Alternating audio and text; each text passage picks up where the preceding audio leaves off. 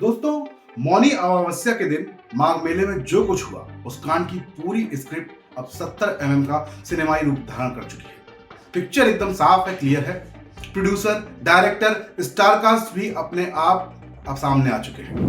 दरअसल अभी मुक्तेश्वरानंद का मौनी अमावस्या पर प्रशासन से भिड़ना, प्रशासन का संतों के साथ ज्यादती करना, अखिलेश यादव का अभी मुक्तेश्वरानंद के समर्थन में खड़ा होना और सतुआ बाबा की रोटी पर सवाल उठाने वाले केशव प्रसाद मौर्य का भी अचानक से अभी मुक्तेश्वरानंद के चरणों में दंडवत करना, ये सब 27 की जो वेब सीरीज का सेकंड सीजन है ये है। पहले सीजन के कई एपिसोड 2022 चुनाव के बाद रिलीज हो चुके हैं। अभी मुक्तेश्वरानंद ने केशव मौर्य को कहा, ये डिप्टी सीएम समझदार है, वो समझता है कि अफसरों से गलती हुई है, वो समझता है कि मामलों को बढ़ाना नहीं चाहिए, इसे समेटना चाहिए, इससे पार्टी को नुकसान हो रहा है। ऐसे व्यक्ति को मुख्यमंत्री होना चाहिए। जो अकड़ में बैठा है, जो जिद पाल कर बैठा है, उसे मुख्यमंत्री नहीं होना चाहिए। ये भाषा है एक संत की। अभी मुक्तेश्वरानंद ने साफ कर दिया कि उन्हें कैसा मुख्यमंत्री चाहिए, पसंद है, कौन पसंद है। लेकिन ये बात अभी मुक्तेश्वरानंद ने अखिलेश के लिए क्यों नहीं कही? सबसे पहले तो अखिलेश ही समर्थन में खड़े हुए थे भाई, ये तो बाद में आए। अभी मुक्तेश्वरानंद का समर्थन पीडीओ को नहीं, केपीएम को मिला, मतलब दिल्ली का आदमी अभी मुक्तेश्वरानंद को भी पूरी तरह पसंद है। अभी मुक्तेश्वरानंद को केपीएम में स्कोप दिखाई दे रहा है, जैसे आधे दशक से दिल्ली को दिख रहा है। पूरी पिक्चर में ब्राह्मण लॉबी भी जो है बतौर गेस्ट अपीयरेंस काम कर रही है, कई बड़े बड़े पत्रकार काम कर रहे हैं। दरअसल दोस्तों, राजनीति और धर्म का कॉकटेल जब भी बनता है तो ये समझ लीजिए हमारे देश में अभी मुक्तेश्वरानंद जैसे बड़े हीरो के तौर पर सामने आते हैं। जरा सोचिए, केवल और केवल 50 मीटर उतरकर गंगा में स्नान ना करने वाले खुद को शंकराचार्य की उपाधि दिए हैं। संत जीवन का मार्गदर्शन करते हैं। प्रयागराज का वीडियो, उसमें यह भी देखा कि बटुक ब्राह्मण जो है वो पुलिस वालों को धक्का दिखाई दे रहे हैं। क्या ये गलत नहीं है? क्योंकि पिछले माह उनकी तस्वीरें आपको याद होंगी, जब ये घटना हुई थी तो शासन प्रशासन को सबने कोसा, जमकर कोसा। वैसी दोबारा घटना ना मिले उसके लिए अगर पुलिस प्रशासन कोई सतर्कता बरत रहा है तो क्या हमें साथ नहीं देना चाहिए? इसमें गलत क्या है? पुलिस ने कहा कि आप अपनी पालकी से केवल और केवल 50 से 100 मीटर पहले उतरकर स्नान कर लें, पैदल चले जाएं।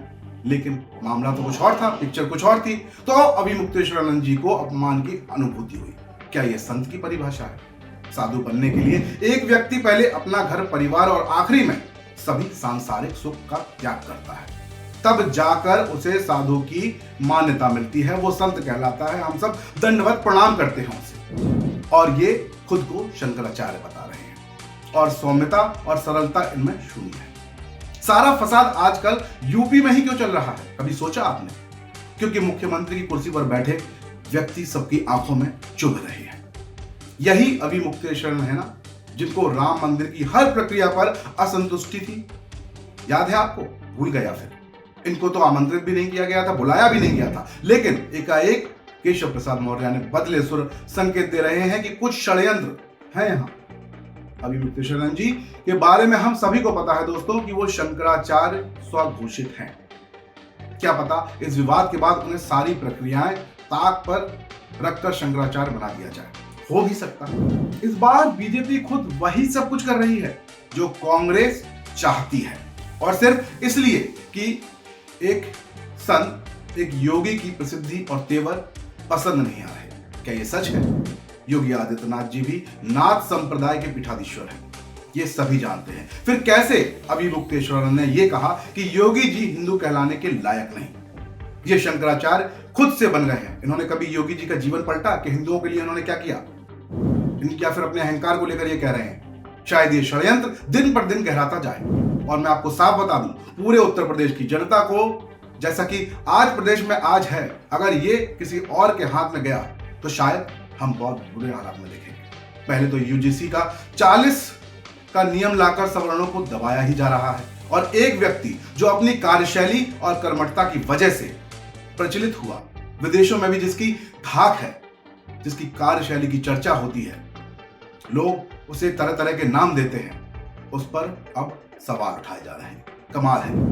अब तो राजनीति आम जनता भी समझने लगी है। अब जनता 1947 की तरह बेवकूफ नहीं है जो सही गलत नहीं समझ सकी। जनता से अपील है कि अपने वोट की ताकत को समझिए और दिमाग लगाइए कि ये सब क्यों हो रहा है, किस लिए हो रहा है, और अब 5 साल के लिए हर किसी को एक्सपेरिमेंट करने के लिए कुर्सी पर नहीं बैठाया जा सकता। बाकी फैसला सोच समझ कर लेना आपका और हमारा हक है। जब मशीन पर बटन दबाने जाएं तो 100 बार विकास की दृष्टि से भी सोचें और जात पात से ऊपर उठकर कोई फैसला लें। बाकी जय हिंद, जय भारत।